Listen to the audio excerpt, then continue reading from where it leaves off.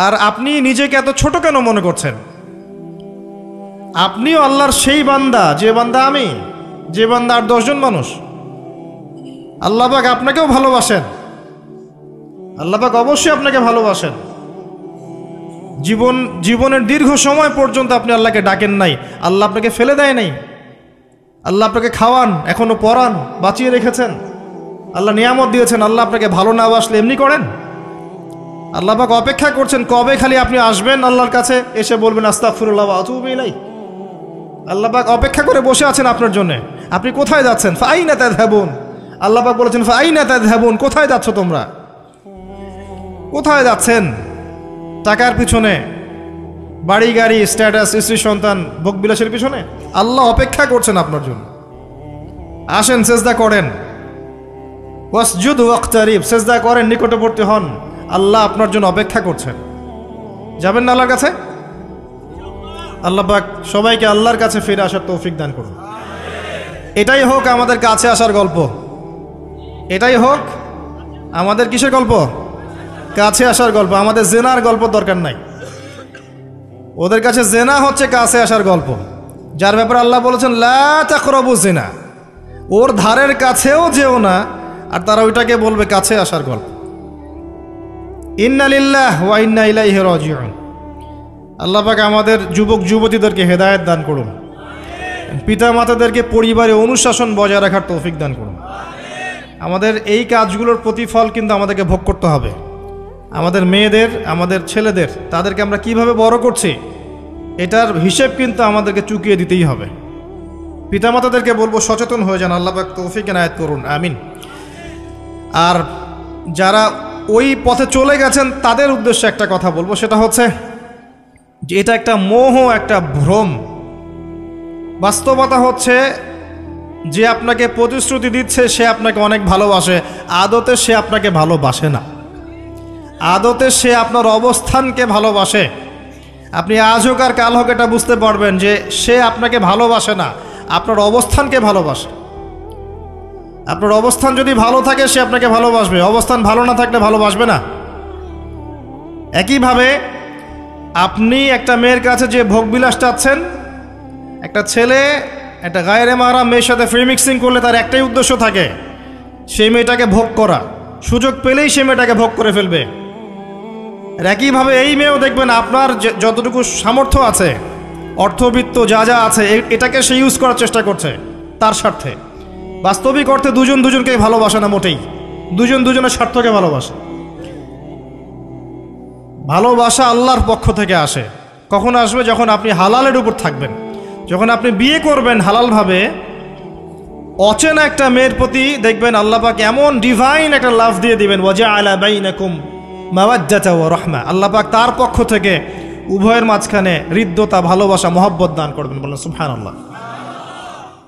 এটা ডিভাইন, আল্লাহর পক্ষ থেকে আসবে, ঐশ্বরিক। আর বাকিটা হচ্ছে পৈশাচিক, শয়তানি প্রবৃত্তির দাসত্ব, ভোগবাদী। এগুলো খেয়াল রাখবেন। এতে করে যা হবে, আপনি একবার আপনার ইজ্জত হারায় ফেললে কখনো ফিরে পাবেন না। অদ্ভুত বিষয়, মানে এই বিষয়গুলোকে আমরা কিছু মনেই করি না এখন। আমরা কিন্তু কিছু মনেই করি না, মনে করি এটা একটা মানে সোশ্যাল কালচার। গার্লফ্রেন্ড বয়ফ্রেন্ড থাকবে, একটা সোশ্যাল কালচার।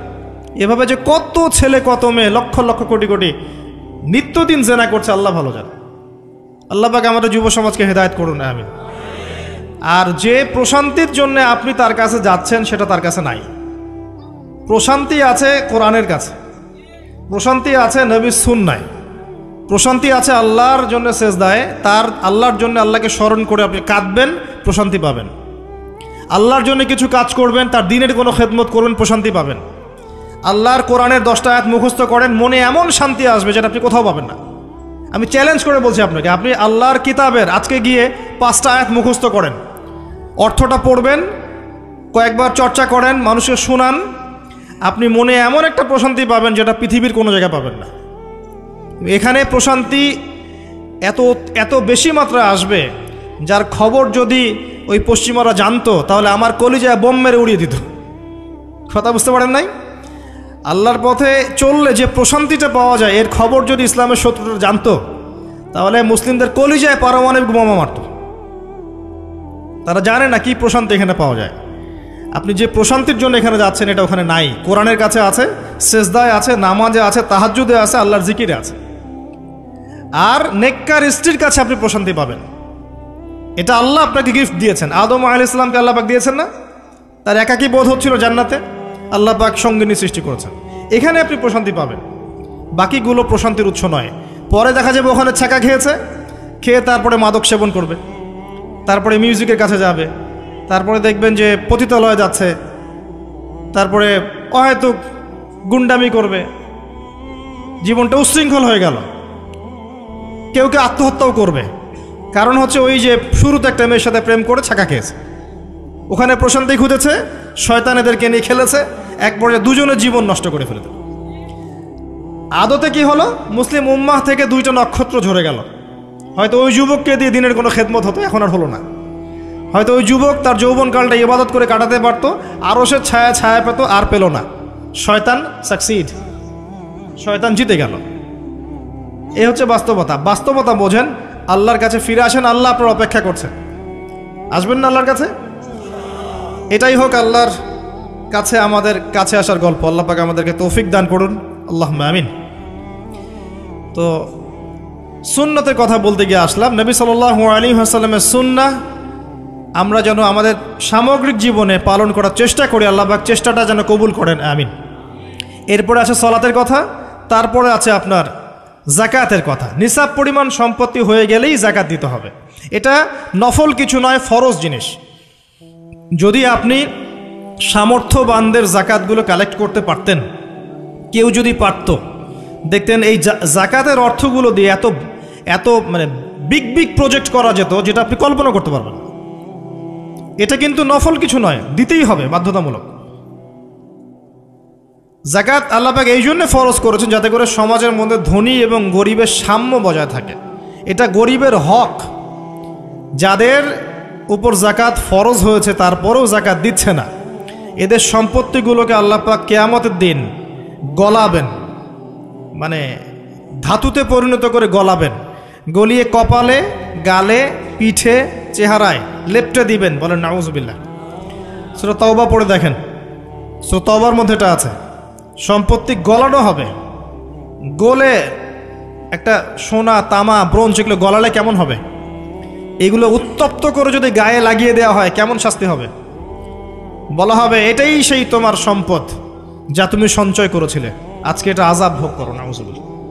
এটা সমাজের সাম্য বজায় রাখে, গরিব আর ধনীর মধ্যে একটা ব্যালেন্স বজায় রাখে। এটা গরিবের হক।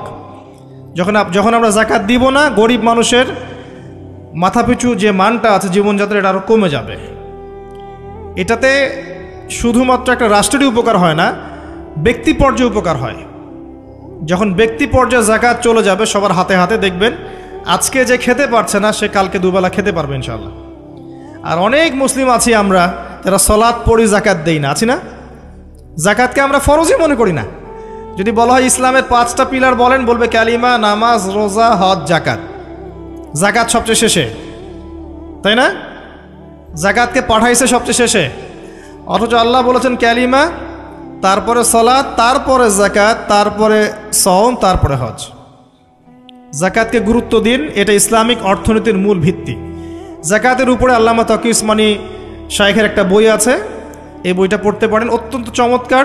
যাকাত নিয়ে বিস্তারিত আলোচনা করা হয়েছে এবং যাকাত কিভাবে মানবতার উপকার করবে এটা বলা আছে। আজকে এটা টপিক না, আমি না হলে অনেক লম্বা কথা বলতে পারতাম। আল্লাহ পাক আমাদের সবাইকে যাকাত দেওয়ার তৌফিক দান করুন, আমিন। এরপরে সওমের কথা বলেছেন। সওম ইনশাল্লাহ সামনে আসবে, আমরা সবাই রাখবো। আল্লাহ পাক আবার সবাইকে 30টা সওম, পুরো মাস সওম রাখার তৌফিক দান করুন, আমিন। এবং সওমটা শুধু না খেয়ে থাকার, পিপাসার্থ থাকার নাম নয়, বরং আল্লাহ পাকের যাবতীয় নিষেধ ছেড়ে দেওয়ার নাম কিন্তু সওম। এটা একটা হিজরত, মানে আল্লাহ পাক যত বিষয় নিষেধ করেছেন এগুলোকে ছেড়ে দেওয়ার নাম কিন্তু রোজা বা সওম। শুধু না খেয়ে থাকার নাম সওম নয়। না খেয়ে থেকে কেউ যদি গালি দেয়, গীবত করে, সুদ খায়, জিনা করে, তার কি রোজা হবে? হবে না। আল্লাহ পাকের নিষেধগুলো বর্জন করলে পরে রোজা হবে ইনশাল্লাহ। এর উদ্দেশ্য কি? তাকওয়া অবলম্বন করা। কুতিবা আলাইকুমুস সিয়াম কামা কুতিবা আলাল্লাযিনা মিন ক্বাবলিকুম লাআল্লাকুম তাত্তাকুন। উদ্দেশ্যটা কি? লাআল্লাকুম তাত্তাকুন। আল্লাহ পাকের নিষেধ না ছাড়লে কি কেউ তাকওয়া অবলম্বন করতে পারবে? অতএব সিয়ামের মূল উদ্দেশ্য কি? তাকওয়া অবলম্বন করা, আল্লাহ পাকের যাবতীয় নিষেধগুলোকে বর্জন করা। আল্লাহ পাক আমাদেরকে সিয়াম রাখার মতো রাখার তৌফিক দান করুন। রমজান মাসে আমরা ইফতার করাবো বেশি বেশি ইনশাআল্লাহ। বেশি বেশি মানুষকে ইফতার করাবেন, বেশি বেশি নফল দান সাদাকা করবেন, জাকাতগুলো দিয়ে দিবেন। রমজান মাসে কিয়ামুল লাইল করবেন, তারাবির নামাজ সুন্দর করে লম্বা করে পড়বেন। রাকাত সংখ্যা নিয়ে ঝগড়া করেন না। আমরা যে কাজগুলো করি ঝগড়াটা বেশি করি। কোয়ালিটি দেখবেন আল্লাহ, কোয়ালিটি, কোয়ান্টিটি না। নামাজটা কেমন কোয়ালিটি সম্পন্ন ছিল। এবং এই রমজান মাসে সবচেয়ে বেস্ট নিয়ামা হচ্ছে কোরআন। এই মাসে কি হয়েছে? কোরআন নাজিল হয়েছে। এই কোরআনকে সময় দিতে হবে। যারা কোরআন তেলাওয়াত করতে জানি না, রমজান মাসে শিখতে হবে। যারা জানেন তারা খতম দিবেন, তেলাওয়াত করবেন, খতম দিবেন। যারা আরও ভালো জানেন তারা গবেষণা করবেন, পুরো কোরআনটা গবেষণা করবেন। পারা যাবেন ইনশাল্লাহ।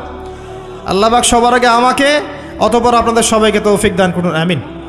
এবং দিনের জন্যে তালিম করবেন, ইমানের আলোচনা করবেন, মসজিদে দার্স দিবেন, ইফতার করাবেন, গরিবদেরকে সাদাকা করবেন, ওসর দিবেন, ফিতরা আদায় করবেন। রমজান মাসটাকে একটা ইসলামের ইবাদতের সংস্কৃতি বানিয়ে ফেলবেন। রমজানের প্রতিটা মোমেন্টকে কাজে লাগানোর চেষ্টা করবেন। আল্লাহ পাক সবাইকে তৌফিক দান করুন, আল্লাহুম্মা আমিন। ইফতার একসাথে করবেন, বাসায় সবাই একসাথে ইফতার করবেন। একটা কমিউনিটি, একটা মানে কি বলবো, ইসলামের উৎসব যেন বিরাজ করে। পরিবারের ছোটরা দেখবে যে রমজানে আমরা সবাই একসাথে ইফতার করি। একটা বড় থাল কিনবেন বাসায়। এই বড় থালে খাওয়া কিন্তু সুন্নত। একটা বড় থাল যেখানে পরিবারের সবাই সদস্য মিলে খাবেন।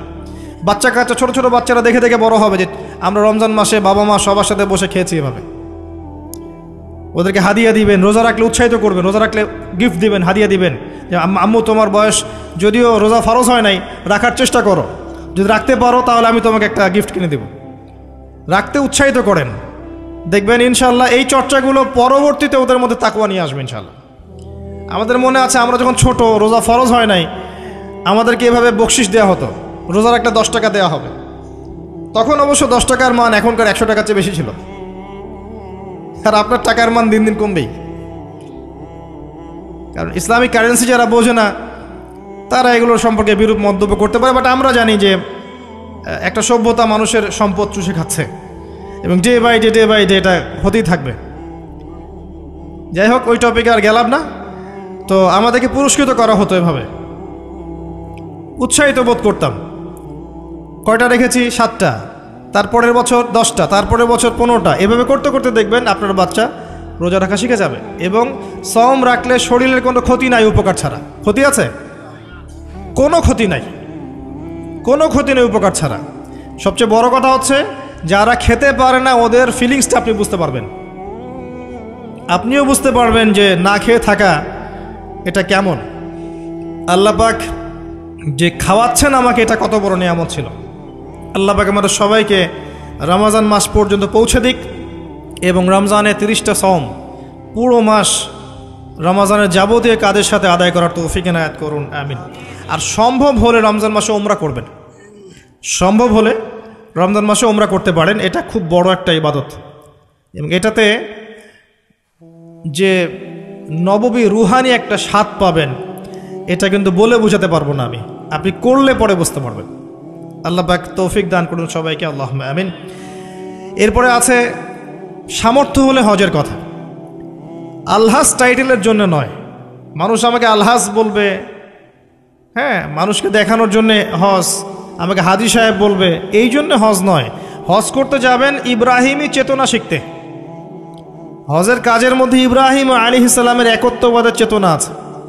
আরাফার মাঠে আপনি কিয়ামতের মাঠকে ফিল করবেন। সাই করবেন, তখন হাজরা আলাইহিস সালামের সেই কষ্ট ফিল করবেন। প্রত্যেকটা কাজের পিছনের ঘটনা কি এটা আপনাকে ফিল করতে হবে।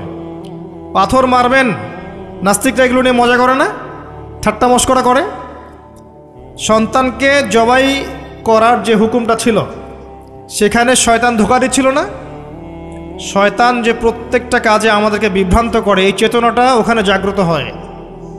প্রত্যেকটা কাজ আমাদের বাহ্যিকভাবে দেখলে হবে না, এর পিছনে ভিতর একটা আধ্যাত্মিকত্ব থাকে, রুহানিয়াত থাকে। ওইটা বুঝতে পারলে ইসলাম বোঝা যাবে ইনশাআল্লাহ। তো হজের প্রতিটা কাজ আপনি দেখবেন ইব্রাহিম আলাইহিস সালামের সুন্নাহ, হাজরা আলাইহিস সালামের আত্মত্যাগ, ইসমাইল আলাইহিস সালামের ঘটনা, কিয়ামতের মাঠ, দোয়া কবুলের মাঠ, তাওয়াফ, এই প্রত্যেকটা বিষয় আপনার ক্ষুদ্রত্ব, আল্লাহর বিশালত্ব এগুলো আপনাকে বুঝিয়ে দিবে। শুধু আল্লাহর টাইটেলের জন্য নয়, বরং আল্লাহর কাছে আত্মসমর্পণ করার জন্য, প্রকৃত ইসলাম বোঝার জন্য হজ করবেন। আল্লাহ পাক তৌফিক দান করুন এবং দোয়া করে আল্লাহ পাক সবাইকে জীবনে অন্তত একটাবার জন্য হজ করার তৌফিক দান করেন, আমিন। এটা প্রথম প্রশ্ন ছিল। দ্বিতীয় প্রশ্ন তিনি করছেন, কোন ব্যক্তি? ওই যে ধবধবা সাদা জামা পরা ব্যক্তি, মনে আছে না ভুলে গেছেন? সে কোথায় বসে আছে? হ্যাঁ, সামনে, হাঁটুর সাথে হাঁটু লাগিয়ে, হাত কোথায়? উরুর উপরে। ওস্তাদের সামনে বসার আদব এটা, ওস্তাদের সামনে বসার আদব। দ্বিতীয় প্রশ্ন করছে, এবার সেই ব্যক্তি বলছে সাদাক্ত, আপনি সত্য বলেছেন। এবার পাশে ছিলেন উমর রাদিয়াল্লাহু আনহু, তিনি বলছেন ফা আজিবনা লাহু, আমরা অবাক হয়ে গেলাম। ইয়াসআলুহু ওয়া ইউসাদ্দিকুহু, সে নিজেই প্রশ্ন করলো, নিজেই আবার সত্যায়ন করছে। কে এই ব্যক্তি? কারণ যে প্রশ্ন করে সে কি সত্যায়ন করতে পারে? আপনি জানতে এসেছেন, একটা বিষয় জানতে এসেছেন, উত্তর পেলেন, আপনি নিজেই বলছেন হ্যাঁ আপনি সত্য বলেছেন, তার মানে আপনি আগে থেকে জানেন, তাই না? এবার দ্বিতীয় প্রশ্ন করছেন তিনি, ইয়া মুহাম্মদ, বলেন সাল্লাল্লাহু আলাইহি ওয়াসাল্লাম, আখবিরনি আনিল ঈমান, আমাকে ঈমান সম্পর্কে বলুন। এখন নবী সাল্লাল্লাহু আলাইহি ওয়াসাল্লাম বলছেন, আল ঈমান, ঈমান হচ্ছে আন তুমিনা বিল্লাহ, তুমি বিশ্বাস করবে প্রথমত এক আল্লাহর প্রতি, ওয়া মালাইকাতিহি, তার ফেরেশতা মণ্ডলীর প্রতি, ওয়া কুতুবিহি, সমস্ত আসমানি কিতাবের প্রতি, ওয়া রুসুলিহি, সমস্ত নবী রাসূলগণের প্রতি, ওয়াল ইয়াউমিল আখির, পরকালের জীবনের প্রতি।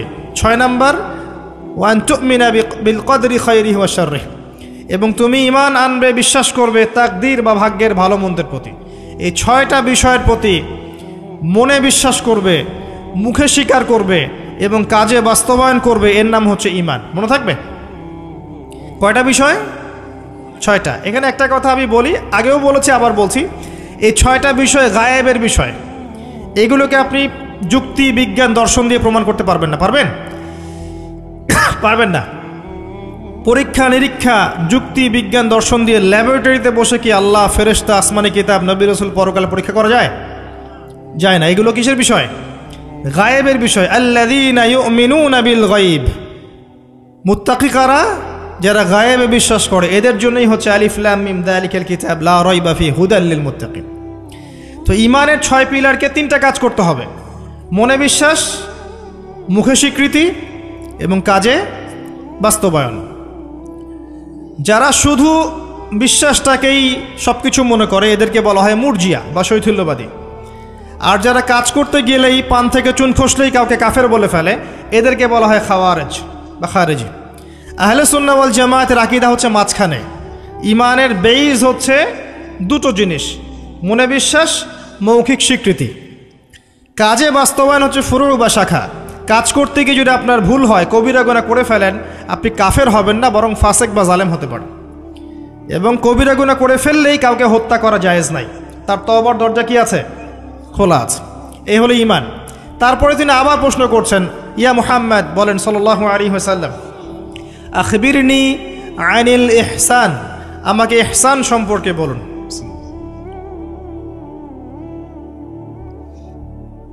তখন নবী সাল্লাল্লাহু আলাইহি ওয়াসাল্লাম বলছেন, আল ইহসান, ইহসান হচ্ছে আন তা'বুদাল্লাহা কাআন্নাকা তারাহ, তুমি এমনভাবে আল্লাহর ইবাদত করবে যেন তুমি আল্লাহকে দেখতে পাচ্ছ। কথা বুঝতে পারছেন? খুব ডিফিকাল্ট, কথাটা বলা সহজ, আমল করা খুব ডিফিকাল্ট। তুমি এমনভাবে আল্লাহর ইবাদত করবে যেন তুমি আল্লাহকে দেখছো। ওয়া ইল্লাম তাকুন তারাহ ফাইন্নাহু ইয়ারাক, যদি তুমি আল্লাহকে দেখতে না পারো তাহলে জেনে রাখবে আল্লাহ তোমাকে দেখছেন। এই কনসিয়াসনেসের নাম হচ্ছে ইহসান, আত্মশুদ্ধি, আল্লাহ কনসিয়াসনেস। যদি কারো মধ্যে ইহসান থাকে, সে কি পাপ করতে পারবে? সে কেউ যদি ফিল করে যে আল্লাহ আমাকে দেখছেন, প্রত্যেকটা কাজে, ইবাদতে, ব্যবসায়, মুআমালাতে, সামাজিক বিষয়ে, চাকরি বাকরি, ওয়ার্ল্ড অ্যাফেয়ার্স, প্রত্যেকটা বিষয়ে যদি কেউ মনে করে আল্লাহ আমাকে দেখছেন, তাহলে কি কারো পক্ষে পাপ করা সম্ভব? এই চেতনাটা আল্লাহ পাক জাগ্রত করতে বলেছেন। আল্লাহ পাক আমাদের সবাইকে আমলে, আকীদায়, মুআমালাতে ইহসান দান করুন, আল্লাহুম্মা আমিন। আর এই ইহসানের সাথে একটা শব্দ সম্পর্কিত, এর নাম হচ্ছে তাকওয়া। একটা আপনাদের এখানে সি বিচ আছে না, ধরেন একটা সি বিচের মধ্যে কিছু কাচের টুকরা ফেলে দেওয়া হয়েছে, ছোট্ট একটা জায়গায় সৈকতে কাচের কিছু টুকরা ফেলে দেওয়া হয়েছে। আপনাকে বলা হলো যে এর উপর দিয়ে হাঁটেন। এখন আপনি কিভাবে হাঁটবেন? নর্মালি হাঁটবেন না পাগুলো ফেলে ফেলে খুব কেয়ারফুলি হাঁটবেন? এই হাঁটাটা হচ্ছে তাকওয়া। এই হাঁটাটার এক্সাম্পল হচ্ছে তাকওয়া। মানে এই কাচের টুকরাগুলো হচ্ছে গোনাহ, শয়তানের ট্র্যাপ, ফাসাকি, জুলুম, অন্যায়, অত্যাচার, পাপ। এখান থেকে বেঁচে বেঁচে আপনাকে পা ফেলতে হবে, এর নাম তাকওয়া। আর কখন ফেলা সম্ভব হবে? যখন আমি ফিল করব আল্লাহ আমাকে দেখছেন। এই কনসিয়াসনেস না থাকলে এটা হবে না। টেবিলের তল দিয়ে আপনি ঘুষ দিচ্ছেন, যে নিচ্ছে সে যদি ওই সময় চিন্তা করে আল্লাহ আমাকে দেখছেন, নিতে পারবে? ব্যবসা করছেন, মাপে ওজন কেউ দেখছে না, কাস্টমার দেখে নাই, আপনিই দেখছেন, বুঝতে পারছেন। আপনি যদি ওই সময় চিন্তা করেন যে আল্লাহ আমাকে দেখছেন, এ দেখে নাই, আপনি কি কম দিতে পারবেন? পারবেন না। বোনের সম্পত্তি আপনি সিস্টেম করে নিতে পারেন, বোন শিক্ষিত না, বোঝে না, আপনি চিন্তা করছেন আল্লাহ তো আমাকে দেখছেন, পারবেন নিতে? প্রতিটা কাজ যদি এতটুকু মানুষ ফিল করে যে আল্লাহ আমাকে দেখছেন, আপনি পারবেন না করতে। এরপরেও যদি পাপ হয়ে যায়, দেন তওবা করে ফিরে আসতে হবে। আল্লাহ পাক সবাইকে তাকওয়া অবলম্বন করে তৌফিক এনায়েত করুন।